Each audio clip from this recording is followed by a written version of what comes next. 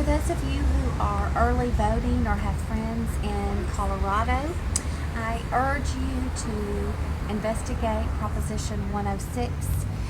It deals with the End of Life Act, and it is called Death with Dignity, which it is not Death with Dignity.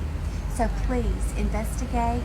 Margaret Sanger is the founder of Planned Parenthood, and her goal is eugenics.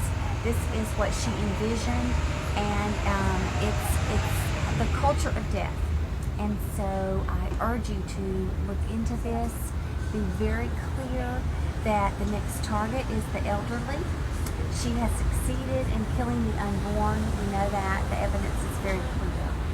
Already over 300,000 people per year are murdered, killed through stealth euthanasia, and the elderly is the next targeted population.